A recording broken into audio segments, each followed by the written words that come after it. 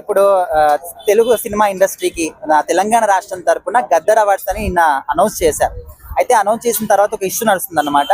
తెలంగాణ ప్రభుత్వం ఇస్తుంది కాబట్టి తెలంగాణ సినిమాలకు కానీ తెలంగాణ యాక్టర్స్ కానీ ఎక్కువగా ప్రిఫరెన్స్ ఇచ్చారు అవార్డ్స్ విషయంలో.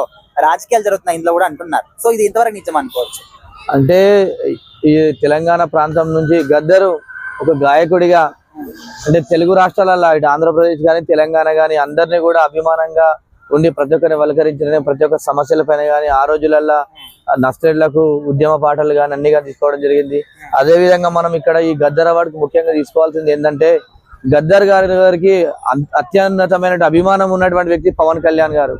ఈ పవన్ కళ్యాణ్ గారు మొన్న సందర్భంలో కూడా చెప్పారు ఏమని, గద్దర్ నన్ను తమ్ముడు ఎట్లా ఉన్నావరా మంచిగా ఉన్నావా అని చెప్పేసి ఒక ప్రేమతోని పలకరించే వ్యక్తి లేడని చెప్పేసి పవన్ కళ్యాణ్ గారు కూడా బాధపడ్డారు.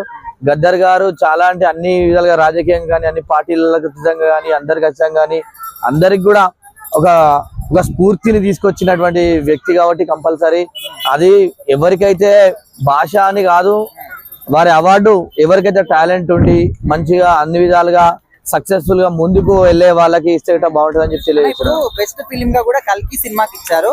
అయితే ఇప్పుడు బెస్ట్ అని అంటే మనకు ఏదో ఒక మెసేజ్ గానీ ఆ సినిమా వల్ల మనం ఏమైనా నేర్చుకున్నామని సెలెక్ట్ చేస్తారు కదా.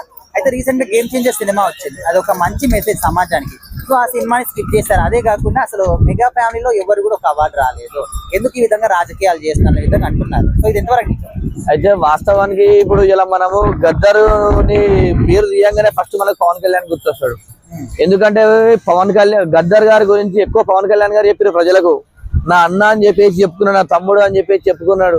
అదే విధంగా అంతా ఆయన కూడా గద్దర్ గారు కూడా బతుకున్న రోజులలో నన్ను నా తమ్ముడు పవన్ కళ్యాణ్ నాకు ఇచ్చినటువంటి గౌరవము ఏది ఉన్నా కూడా నేను దగ్గరకు పోయి జేబులో చేయి వేసుకొని డబ్బులు కూడా తీసుకున్నా కూడా నా తమ్ముడు అంత ప్రేమ అని చెప్పేసి అన్నాడు. కాబట్టి కంపల్సరీ ఈ గద్దర్ గారిది ఆయనను స్మారకంగా స్మరించుకొని కంపల్సరీ మన అందరూ కూడా కానీ సినిమా ఇండస్ట్రీ కానీ ఏదైనా కూడా మంచి ప్రజలకు మెసేజ్ ఇచ్చేటువంటి ఆయన ప్రజా నాయకుడు కాబట్టి కంపల్సరీ ప్రజలకు మెసేజ్